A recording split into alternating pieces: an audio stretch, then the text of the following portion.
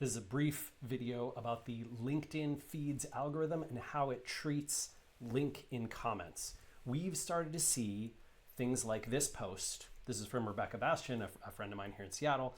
And she put up this post on LinkedIn yesterday, Friday.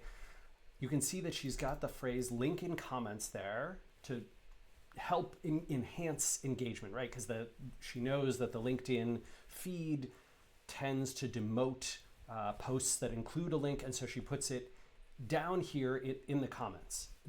There's nothing necessarily wrong with this, but I want to point out that what we have seen time and again is LinkedIn doing this. This is a screenshot from the first time I saw this post, which was in my mobile feed, right? As I'm scrolling through my phone, the LinkedIn app, I see it this way.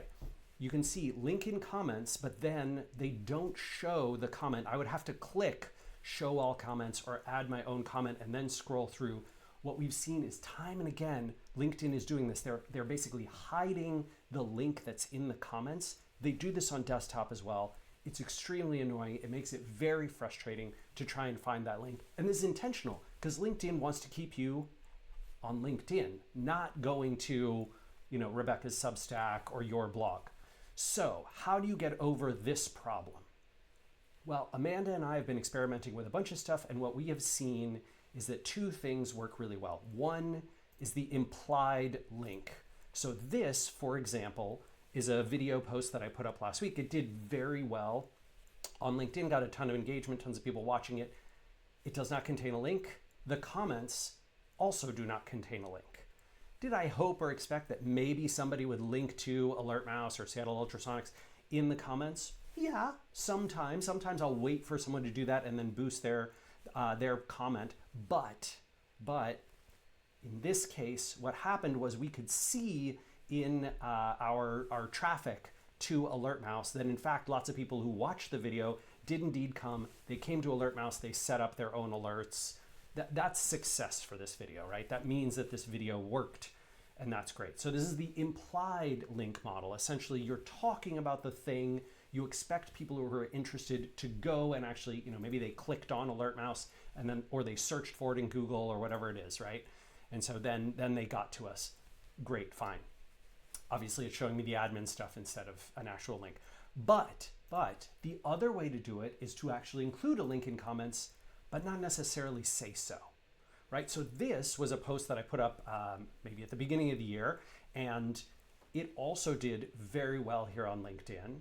And what I did was try to basically summarize the piece so that you can get an encapsulation of the article, but it creates curiosity to get more. For example, number 3 here, vibes, not facts, rule sentiment and dictate perception. What does Rand mean when he says that? Oh, that creates curiosity, which inspires me to want to go search it out. And then we do this. So rather than saying link in comments and then just including the link as the comment, I try and write something pithy that's going to get engagement, that's going to get 27 likes and ha-has and celebrations and a bunch of replies as well. And you can see that this got 1/5 of the engagement that the actual post got. So I know that comment thread is reaching a significant percentage of the people who are seeing this. And the way we did this, right, the way we do this all the time, Amanda and I do this over and over, is we'll write something that suggests there's going to be more in the comments, but doesn't make it explicit. And then we write a comment that makes that engagement, that is engagement worthy in and of itself, because we know that will drive LinkedIn to put it at the top of the comments, which means you won't have this problem that you see here.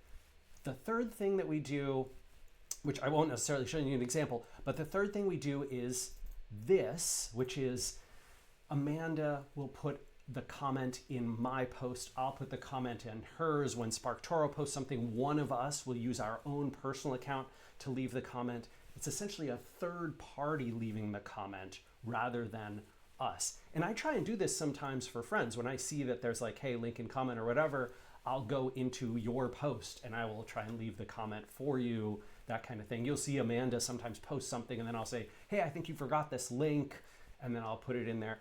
Those types of higher engagement from outsiders don't just follow the link in comments model, and they tend to do better for us. So if you're trying to solve this problem, this link in comments problem, these are some solutions. I expect LinkedIn will catch up with all of these, with this, with this, right? And we'll start to have to do even more differentiated things in the future. That's just the way this goes. By the way, the same principle is true whether we're talking about LinkedIn or Threads or even Twitter, although I think most of the engagement there is bots now. Also true in other places. For example, Reddit, if you can get a comment in Reddit that includes an external link, and then lots of people are going to engage with that positively and not downvote it, your odds of getting this type of right at the top comment is much higher. So this practice is universal, and it's important for social media marketing if you're still trying to get visitors to your site.